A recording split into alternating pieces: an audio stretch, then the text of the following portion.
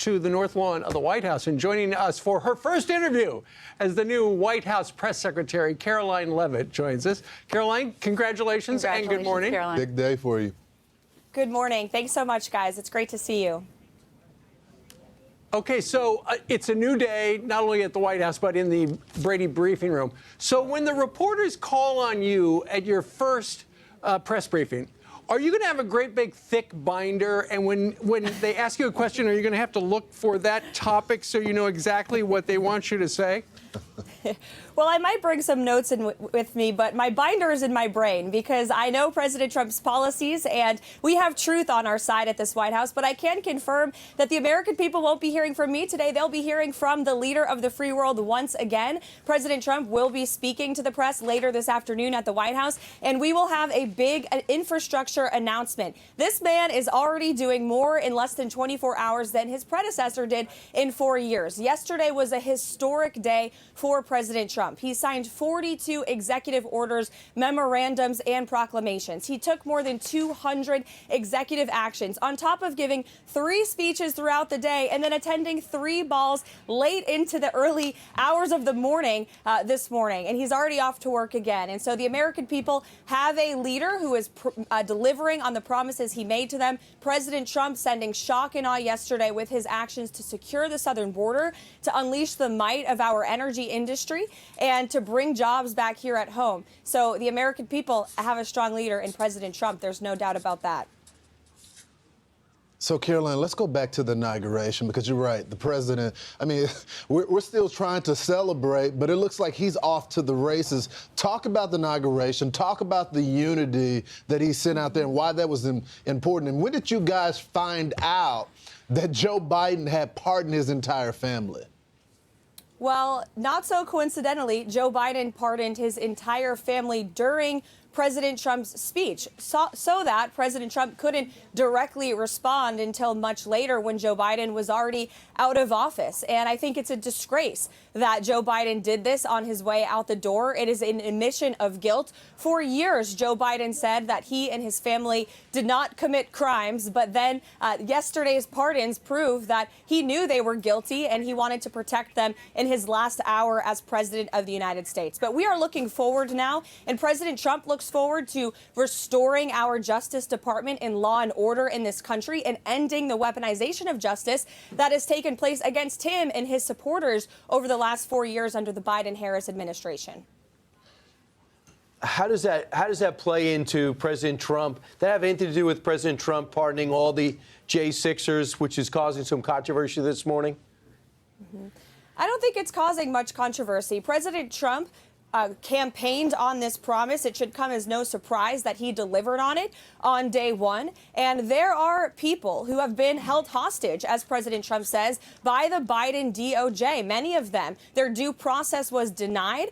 They were targeted by our Department of Justice, while the DOJ turned a blind eye to real criminals who have been committing violent rapes and murders in American communities, especially illegal migrant crime. And President Trump took historic action yesterday to secure our southern border and launched the largest mass deportation operation in history. And so, again, President Trump is restoring faith in our justice system, while Joe Biden, again, on his way out the door, pardons his own family. Caroline, you mentioned the infrastructure announcement. Can you elaborate on that? I won't get ahead of President Trump, but I can assure you that it's going to be a massive announcement, and it's going to prove that the world knows that America is back. They have a commander-in-chief, but also a negotiator-in-chief who will be in the Oval Office today. And foreign leaders from around the world, investors from Silicon Valley to Wall Street to Main Street, have confidence again in our economy and our markets and in President Trump, because they know that here in America, he has promised to reduce taxes, to reduce regulation, to reduce energy costs, and make America the envy of the world. He is going to bring investments from all over this globe into our country. And so the American people will hear from him later this afternoon on that very subject. Right. Caroline, I know you don't want to get ahead of the president, but would there be something concerning the fires in California?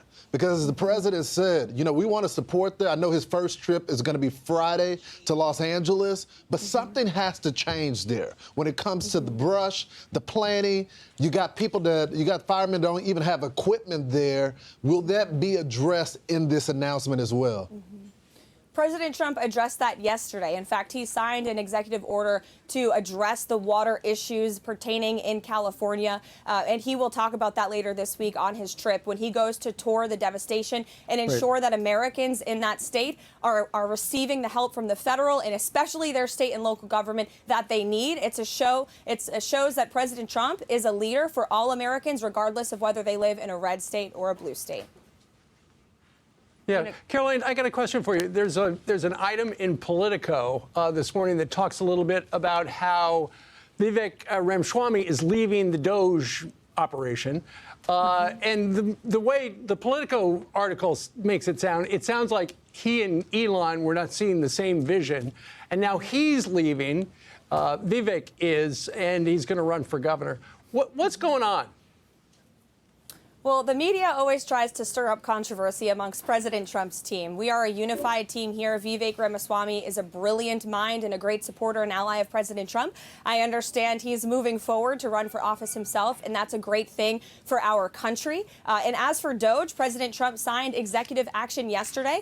DOJ will live within the executive office of the president, and it's going to do exactly what President Trump intended it to do, to restore efficiency in our federal government, to slash needless regulations and bureaucracy. Elon Musk was here yesterday. He's ready to get to work. And this is another promise that President Trump has already made and kept for the American people. So, Caroline, a lot of people, we've known you for a while. We're so proud of you. But a lot of the American public doesn't, and they're going to be watching you every day, basically. You're 27 years old, the youngest press secretary ever. Congratulations on that. I know you served as the assistant press secretary and a presidential speechwriter. You were under Kayleigh McEnany when she was there, then communications director for Elise Stefanik. What is different about Trump going forward versus when you worked for him 4 years ago? It's just very surreal to be back here. I'm so proud of President Trump, proud to work for him and our team here in the White House. President Trump has faced more adversity than any political candidate who has ever run for office in this great country. He survived 2 assassination attempts, and watching him swear in yesterday in the Capitol Rotunda was a very surreal moment for myself and my colleagues who worked so hard alongside President Trump over the past couple of years on the campaign trail. And it's just a great day for our country. The golden age of America has begun, and I'm blessed to be here. And Caroline, just real quick, President of the United States back in the Oval Office. You've known him for a while. What's your personal reflection on seeing him behind the desk for the first time in 4 years, just hours ago? It was an amazing sight to watch, to see him go back into the Oval Office for the first time. All of his decor is there. Once again, it's the same. You see those family photos behind him at the Resolute desk. And President Trump has been here before, so we got right to work. And as he said in his more than 60-minute press conference, I may add, last night in the Oval Office, the most transparent president in history. He talked about how he has arguably more experience than anyone who sat behind that desk. He is ready to get to work, no doubt. And also, we're going to look forward to that infrastructure comment, the infrastructure announcement what time that you have this afternoon. Yeah, what time would that be? 4 p.m. this afternoon. You won't want to miss it. Okay. All right. Okay, well, Jackie and Peter Ducey, they're going to be asking you a lot of questions over the next 4 years. They're happy that they'll be called on. Yeah, and I look forward to taking their questions. All right. Thanks so much, Caroline. Thank you. Congratulations. Caroline, when will the first briefing be for you? We have her? Let's squeeze her back in. We could do it. No? Maybe she doesn't know yet. Right. Yeah. You know, that is one of the things about Donald Trump. You know, every day is different. They get... Oh, there she is. Caroline, can you hear still hear us? What time is the Yes. infrastructure? It's She at said 4 4 o'clock. yeah. When is your first press briefing? To be announced. Okay. Okay. Okay. Stay tuned. If you want to come back All right. and announce it, it'll be great. I'm Steve Ducey. I'm Brian Kilmeade. And I'm Ainsley Earhart. And click here to subscribe to the Fox News YouTube page to catch our hottest interviews and most compelling analysis.